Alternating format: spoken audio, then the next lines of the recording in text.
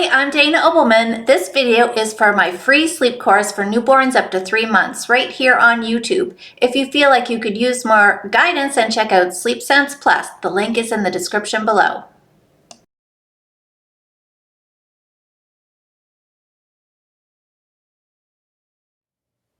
Hi, welcome back.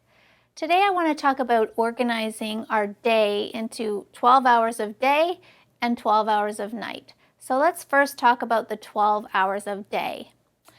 I would suggest we sort of focus around the 8 to 8 schedule. 8 a.m. wake up time, 8 p.m. bedtime. If yours is 9 to 9, that's fine too, or 7 to 7, that's okay. You decide what time of the day do you prefer to get up, and we'll start there. So let's say it's 8 a.m. and your baby's awake and you think, that's great, let's start our day. I want you to get your baby up and move out of the sleep room, wherever that is, and into daylight. So go into the kitchen or into the living room, open all the curtains, make sure we're getting a lot of daytime sunlight in, because that's really going to play a significant role. And give her her first feed of the day. Now hopefully she's rested enough that she has a nice full feed. However, newborn babies tend to be very sleepy little people, and you might find that it's very challenging to keep her awake through those feeds. So let me give you a couple of tips. The first is you might need to strip her down. You might need to take those jammies off. You want to make her a little less comfortable so that she hopefully will stay awake. You can tickle toes, that can help. You can rub the cheek a little bit, that helps. You can take a cool washcloth and kind of put it on her toes or on her legs. Those are all things that can help. We're not trying to torture her, of course. We're just trying to keep her awake. So making her a little less snuggly and comfortable can be helpful in that. Occasionally, you might actually even have to take her off the breast or bottle and kind of dance her around a little bit to get her revived, and then put her back on and finish the job there. But we really want about a 20 to 30 minute session. Now, I definitely do not want you to stop if you feel like you need to go longer than that, but keep in mind that fatigue will start to set in. If you go any longer than 30 minutes, remembering that she's only got about 45 minutes of stamina, if you go any longer than that, then the chances of her falling asleep at the breast become even higher. So you can check in with a lactation consultant if you're having any issues or concerns around that, but that should be sufficient to get your little one's tummy full and ready for some playtime. After the feed, this is when she gets to maybe play with her siblings or hang out with daddy or just lay and look around the room. That is excitement enough for a newborn.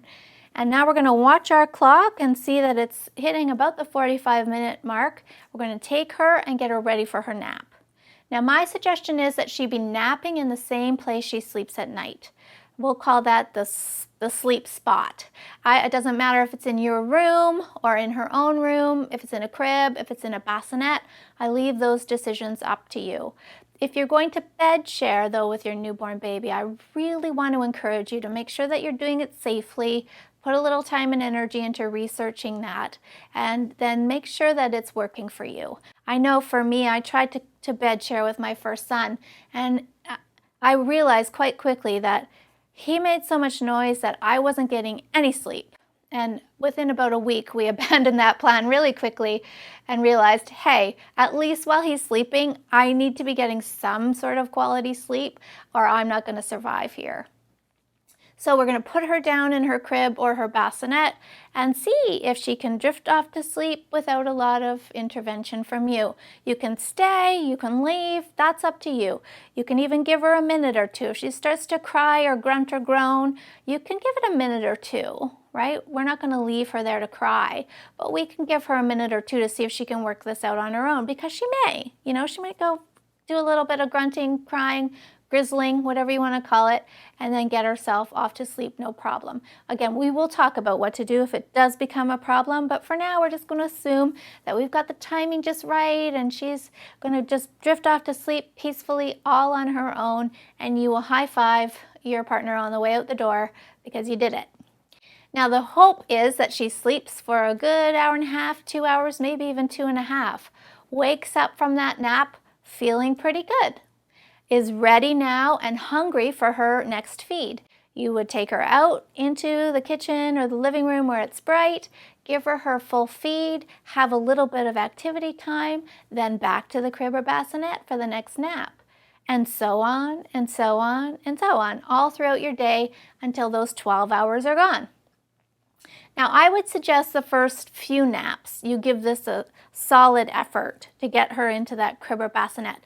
Those are usually the easiest naps of the day and the best kind. They usually last the longest. So that's a great place to start.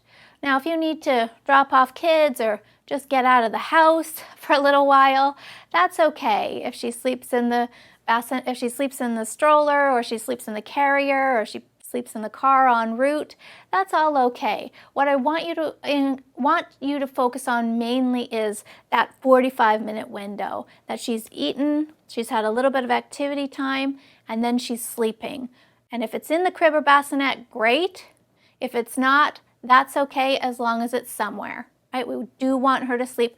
We want to keep that sleep schedule going all throughout the day so that we're preventing overtiredness in that late afternoon or early evening time frame. Okay, so we want to write this down. We want to feed, play, then sleep. If we organize our day like this, we're helping to prevent a feeding and sleep association, right? We're spending all day long feeding her when she's rested, not fatigued. And that is hands down one of the most important things that we can do for our newborn baby to teach them to sleep well. Thanks for watching. See you tomorrow.